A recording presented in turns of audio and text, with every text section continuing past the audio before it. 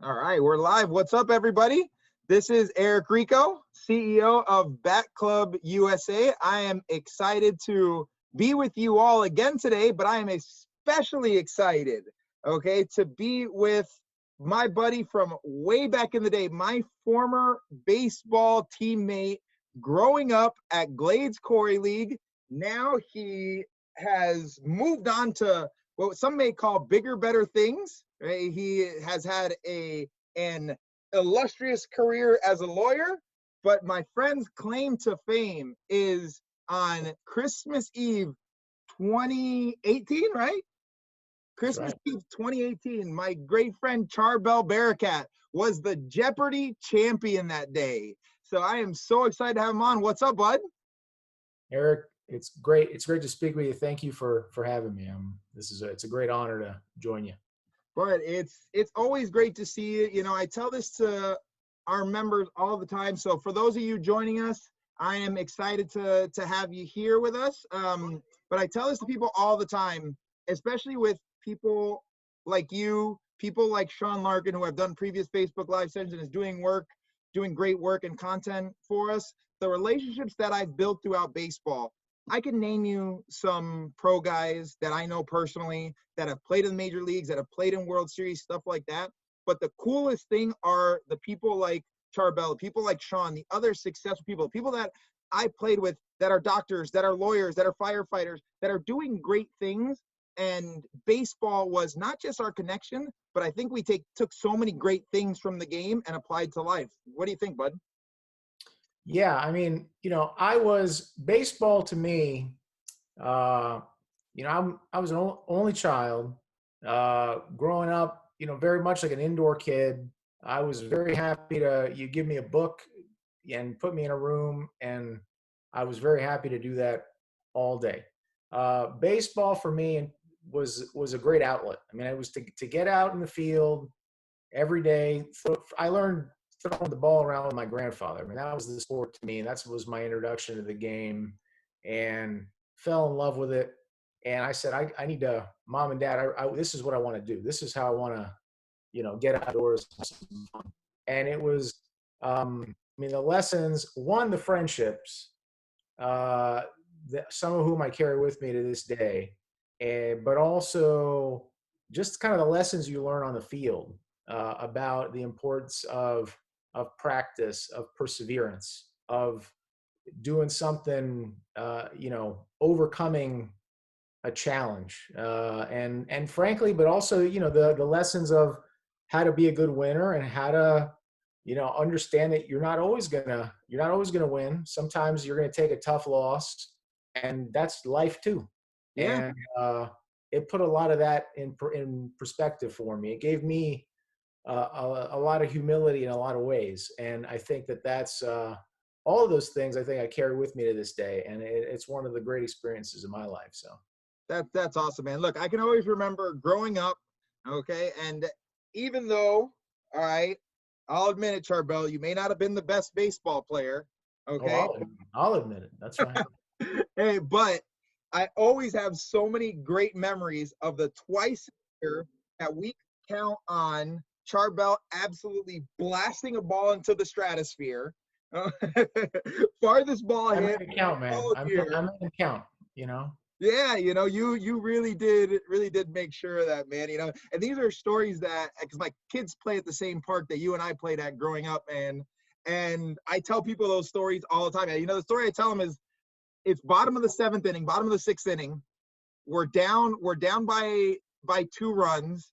You absolutely destroy the ball into the outfield. I mean, middle of nowhere, ball goes past the lights into the dark, and the third base coach held you up. The ball was still in the outfield, held you up. And then I end up coming up later, and I end up hitting the ball out there. He sends me. I get thrown out at the plate, and we lose. I'll never forget that, man. I forgot about that last part. I blocked that last part out, but I do, I'll never forget that. I mean, it was one of those, it felt like the ball was going forever, and I'm coming around second, and I see the coach kind of just telling me to slide, and I thought it was going to be a close play, and I almost tackled the third baseman, but I just remember hugging hugging third base for dear life. And it felt like 2 days later, the ball got thrown in. I said, man, what happened there? But that was a fun one. I was like it was like Cecil Fielder. I wouldn't hit them all that often, but when I did, they went a long way. Hey, listen, but the thing that's amazing is the memories we build, right? Like, I mean, we're 10 years old, man. I mean, think about it, and we're still able to remember that. I'm still able to pick up the phone, shoot you an email, Facebook, whatever, and boom, we connected right away from the relationships that we built, man. You know, I mean, and we just played Little League together, right? Like, I mean, baseball was the foundation, though. So I'm really excited to talk a little bit more about you in depth, and hopefully, I know you're going to have some great nuggets for our members and followers here to take and apply. But for everybody watching, thank you so much for joining us. Now, in honor of my Jeopardy champion friend, what we're going to do today, I got this sweet book, okay, Obsessed with Baseball. I'm going to have 3 questions for you as we go throughout this Facebook Live session, okay? If you know the answers to the 3, okay, I want you to send us a Facebook message, and the first person to get all 3 is going to win a pair of these Marucci sunglasses. This is just one example of the red ones. We got them in white. We got them in a few different colors on the website. So, and again, in honor of my Jeopardy champion, we're going to have some questions for you. First one to get them all right, send us a message, is going to win some Marucci sunglasses. So, as we get going, Charbel, what was it like being on Jeopardy, man? Oh wow, Eric. I mean, it was a dream come true. Jeopardy was a show that I grew up like a lot of people. I grew up watching. I would watch growing up with my grandfather. And he didn't speak much English, but he would watch with me. That was one way he learned a little bit English, and I learned a lot along the way. And at some point, early on, I was still pretty young. I realized I was getting more of the answers right than my folks even, and they seemed surprised. Right. And it became sort of planted in my mind, like, hey, you know what? Maybe one day it'd be a lot of fun to do this for real. And growing up, I participated in different kind of trivia competitions. Mm-hmm. You might remember a Oh, I couple. remember. And it was just something that I always enjoyed doing. And Jeopardy was something you kind of, high school, college, quiz bowl, academic bowl, I competed against other schools and had a lot of fun doing that, made a lot of great friendships. And you always kind of wondered, you looked up to those Jeopardy guys and girls on TV, and you said, that's for trivia, Jeopardy's the majors. And you say, one day, maybe I would love to get up there and take a shot. And so to be able to get there, it was 10 years of trying off and on. And I can tell you a little bit about that process. But after 10 years of trying, to get that call one day from Culver City, California, it was October 6th of 2018. I remember I still have the voicemail, and I got the call. They call it, it's the call, right? And I get that phone call, and I got 1 month warning to get ready for the show. And it didn't really hit me until really fast forward to the music plays, and there comes Alex Trebek, and oh man, I was in it. And I couldn't have scripted it better. Hey, but it's competition, right? Like, yeah. We're competing. It's a different way. It's what our members, our baseball, softball players do every single time that they step out on that field, right? Like they're learning to compete, not just in that instance, but they're going to take stuff from that to the rest of their life. So for you, dude, how did that feel, man? How did that feel to win that day? I was fired up for you when I was watching Christmas Eve, man. It's like my whole family around, and I'm fired up, like, dude, he's gonna win this thing. This is awesome. Well, honestly, it was a funny thing when I was nervous as could be every moment of, that month leading up to the taping. I had butterflies, and I practiced, and I was nervous as can be. But when the music came on and the lights went on, it was this feeling of calm, and I just went into the zone. And that goes back, you talk about the seeds from baseball. Yeah. being in the moment when you're in the batter's box and everybody's eyes are on you and it's time to put up or shut up, that years of that planted the seed for being able to do what I did on the game. And so when the time came, you know, I was fortunate. I mean, some of it was good luck. I was able to get in on the buzzer just a little bit ahead of some really awesome competitors. But there was a moment, you know, when it came time for a daily double, and it was a good category. And I felt really confident in the category. And I said, you know, this is the one opportunity I have to control the game. I went all in before James Holzhauer made it cool.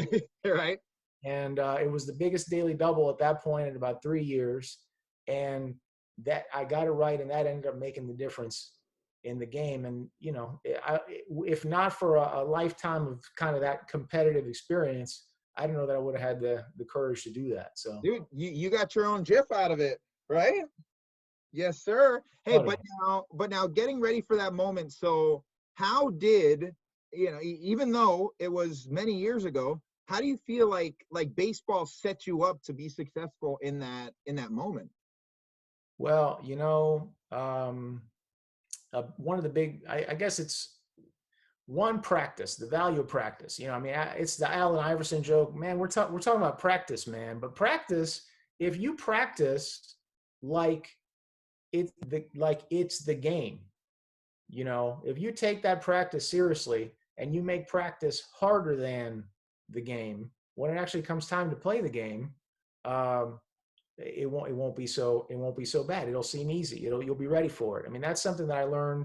That was going to the field even when I didn't want to growing up, lacing up, putting on the glove, doing the laps, running back and forth, taking 1,000 pitches in the batters in the batting cages.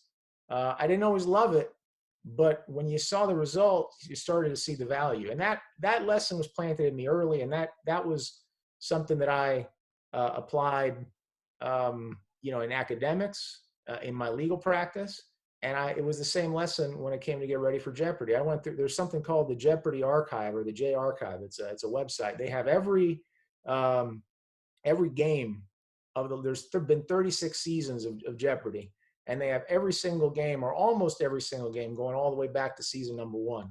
And I can't tell you how many of those games that I went through in my living room, my wife reading off the questions, me standing up. At the I knew that was going to happen. I knew it was. You're a popular man. But just it got me. I was able to do all those games and be ready. And when it actually came time to step into the game and get ready, it actually felt like the most natural thing in the world, strangely enough. So practice. So that's awesome, because the preparation piece, yeah, like you said to that Iverson quote, like, we're talking about practice, like, yeah, you know, practice isn't necessarily the funnest thing, but it's focusing, which Sean and I have talked a lot about focusing on the process, right? What are you pushing towards? So understanding what are the things that you need to do to be successful. So I would imagine, did you use any like visualization techniques or anything like that to help get you ready?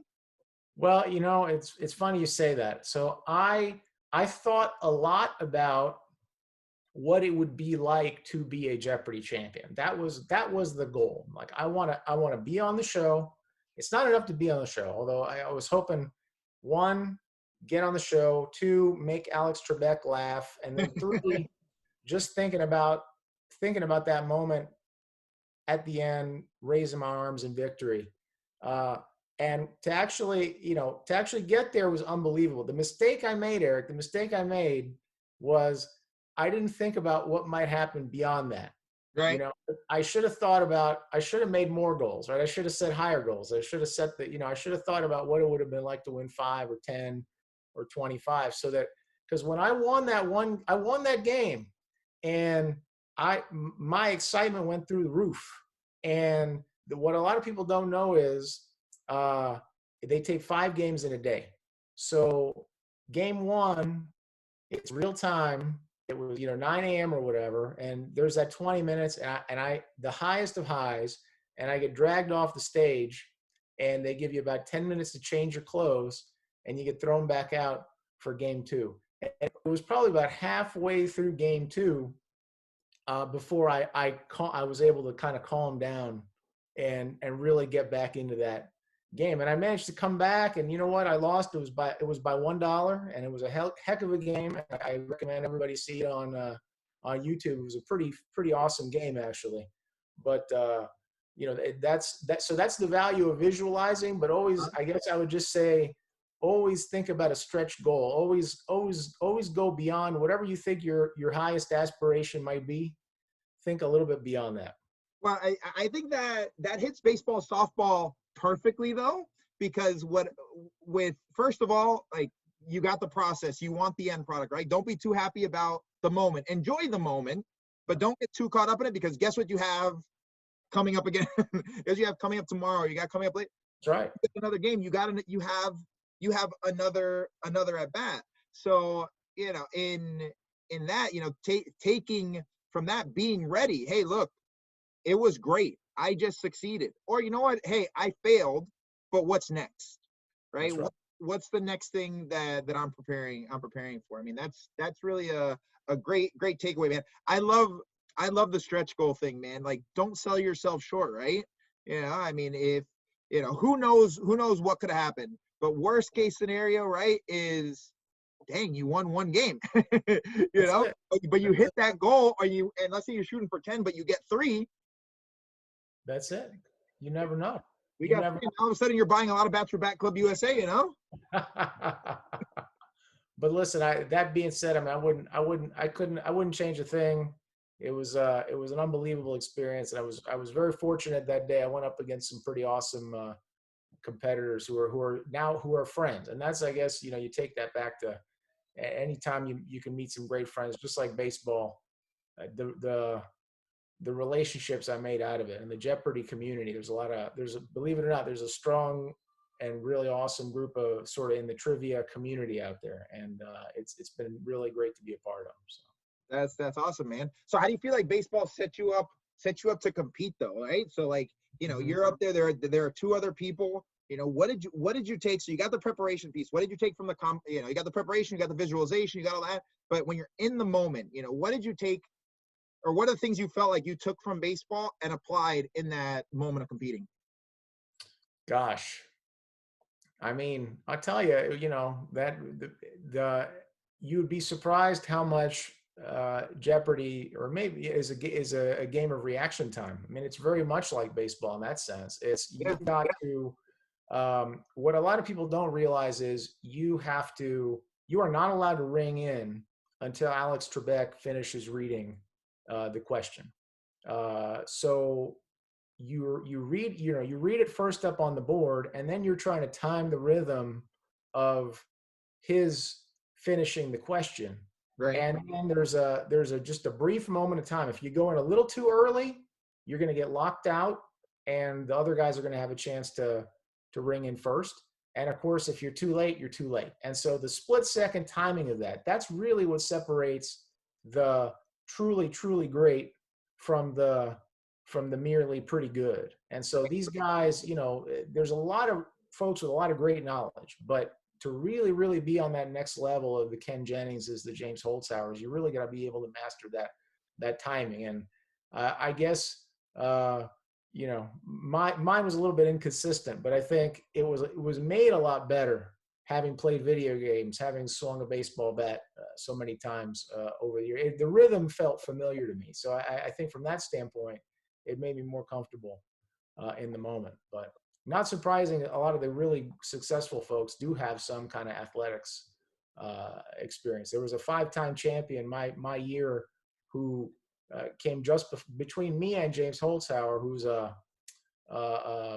really successful NCAA swimmer for University of Georgia, and that's something he talks about a lot, the timing of that. So yeah, and look, man, I mean, it's competition, right? Like, even though again it was on a smaller scale, like, not a lot of people get that, man. Like, it's just kind of been Well, I just kind of did stuff with my friends that have never been in one of those pressure packed moments. So Yeah. Charbel, give me one moment here because I'm going to ask one of our first questions from Obsessed with Baseball. All right. I'm excited for this one. Now, dude, if you know the answer, don't blurt it out. Don't ruin it because I know you're trying to be fast on the trigger. Again, Right. first person. Okay, I'm going to ask 3 questions. First person to reply to our Facebook, send us the Facebook message with the right answers is going to win a pair of Marucci sunglasses. So these things are sweet. They typically retail for about $80 or so. We've got a few in stock. So this is just one example. But if you have another color you like better, we'll definitely do that. So the first one is number 589 that popped up. And the question is, holy cow, name the only man to steal more than 300 bases. Stole 319 with the Padres. A, Gene Richards. B, Alan Wiggins. C, Tony Gwynn. D, Bip Roberts. So that's question number 1. You know what, bud? I'm gonna ask question number 2 here really quick before I move on to our next question. You have an idea on that one, don't you? I got an inkling. Now, if you end up tagging us and sending it in, Charbel, I'm sorry, but you can't be the winner. Not eligible. Okay, fair enough. You know. So then our second one, how many innings did Babe Ruth pitch in Game 2 of the 1916 World Series? A9, B11, C14, D16. So there's 2 out of the 3. I gave you some options trying to make it a little bit easier. You know, if you happen to use the Google machine, you know, and get the answer, I ain't going to hate on you. You know, even though Charbel didn't get that with Trebek. But we'll have one more question. First person to get all 3 will win a pair of Marucci sunglasses. So, Charbel, back to the questions, though. Yes. So we played baseball together. I mean, so many great things. But what are the key things that you think? I mean, and you've been able to not only be a champion, right? Like not everybody gets to be a champion, get on TV, be good at it. You know, but you've done well in life, man. I mean, look, you know, you're a lawyer. You work for a big company. Like, you know, you've done well, a beautiful family. You know, what did you take from baseball? Or what's the key things that you took from baseball that you think have helped build you into the person you are today? Wow. You know, I guess, I mean, I talked about some of these things, right? It's definitely the value of practice, the value of repetition, preparation being everything. You know, whether it's a baseball game, whether it's a meeting, whether it's a presentation, whether it's, you know, nationally televised game show.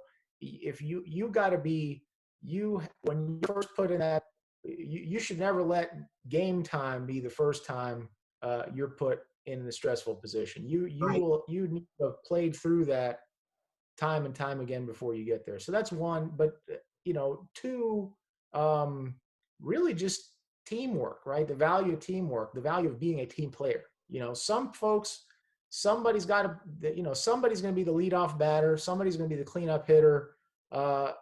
Someone needs to, you know, someone's going to be at the bottom of the lineup sometimes, you know, and somebody's going to be that guy who maybe is going to strike out 9 times out of 10, but a couple times a year is really gonna save the game for you. I mean, everybody's got their role to play. Yeah. And sometimes in different aspects of your life, you might be the cleanup hitter, and in other aspects, you might be bottom of the lineup. But you know, you've got a smaller role to play. But every role is important, whether, you know, it's team sports, it's acting, it's business, whatever the case may be. Just know what your role is. Be really, really, really good at that role. And when the time comes, that the focus is on you. Be ready to do your job. And that's true for me every single day. I am a lawyer in a very large, it's a home building operation. And, you know, I'm not the guy out there hammering the nails every day. I'm not out there selling the homes, but there's some key moments and some key that I help keep that machine running. And I know when the spotlight's on me, I got to be ready to make some tough decisions sometimes. And that all comes back to that. So just knowing your role and being ready to do it to your utmost when the time comes. So, you know, you've been a champion, right? I mean, you've been competing on the biggest stage.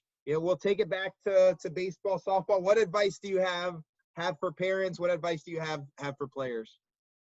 You know, just be in the game. You know, put 100% effort into everything you do. Don't quit.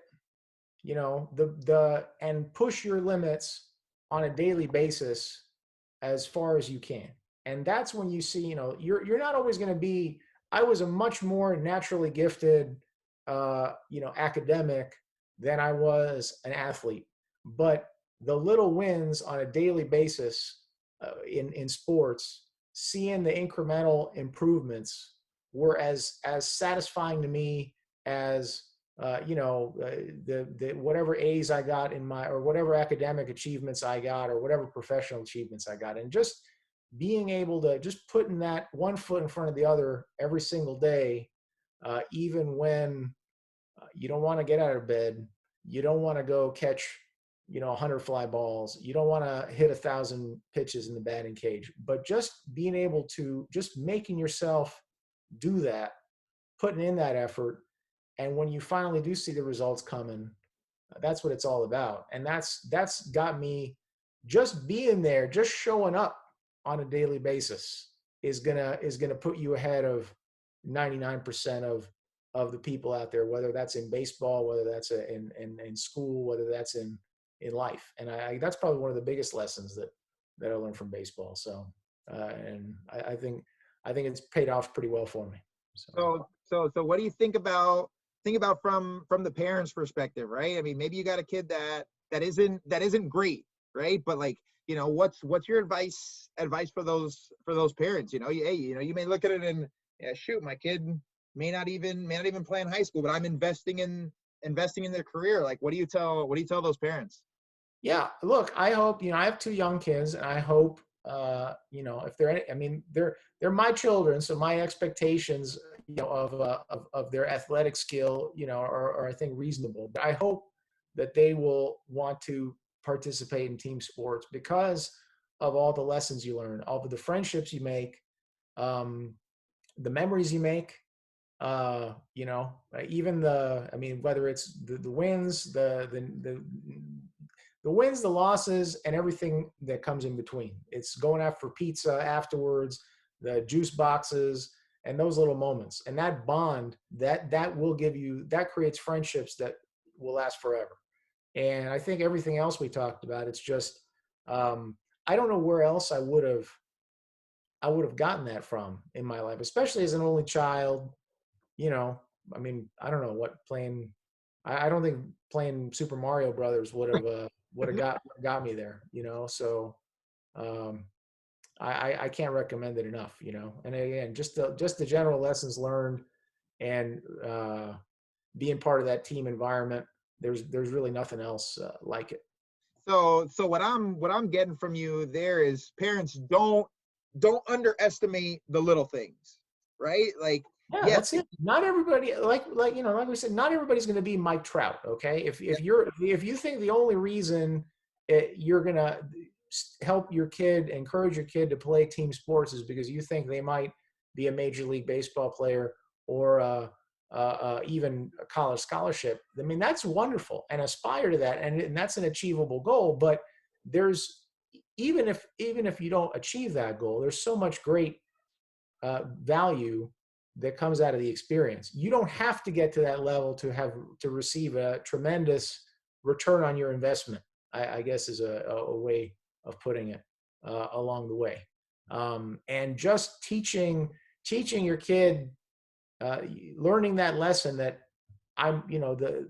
by putting in the effort, by putting in the time, making those little incremental improvements on a daily basis, whatever those may be, those are the lessons that are going to carry with them throughout life. And I've certainly found it to be that way. You know, I learned to truly work hard from baseball, from some of the other sports that I played, in a way that I never really had to do academically. And I think that has probably served me in the real world a lot more valuably, frankly, than even some of maybe the little trivia knowledge that I have. So Dude, you know what? I love what you just said because for you, academics came easy, right? Like baseball was something that you actually had to work on. Like you had to learn that value. It would have been very easy to just sit back and say, well, I'm gonna be an academic, right? And that's what I'm gonna do, and this is my comfort zone, and this is easy for me. And I mean, you're still probably in a great spot, right?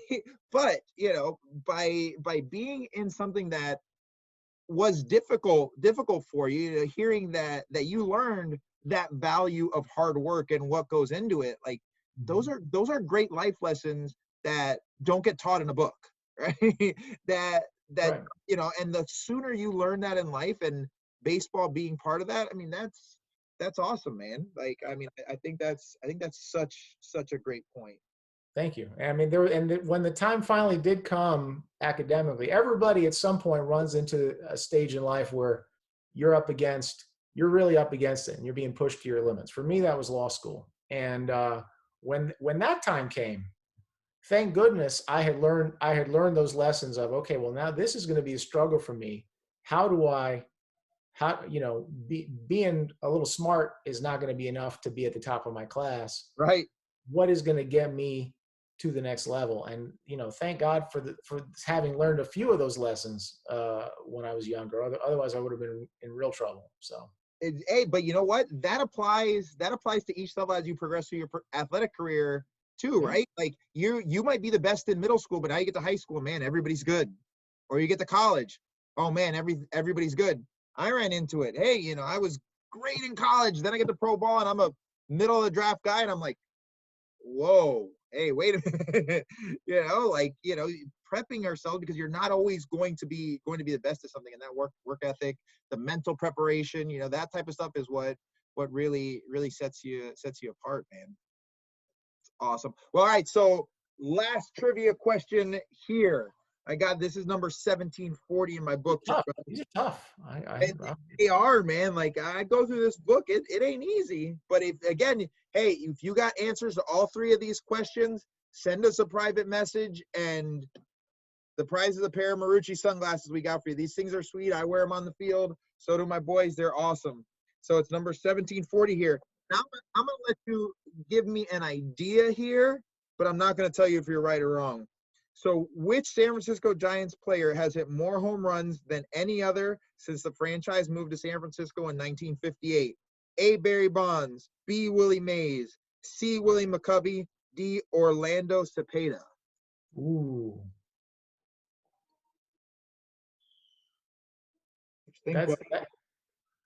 That's harder than you think. Yeah, huh? What do you think? Give me. I'm not gonna tell you if you're right or wrong necessarily. I need your thought though. What do you think? All right. Well, I mean, Bonds is the obvious answer, but he spent a long time and hit a lot of home runs for the Pirates. Did.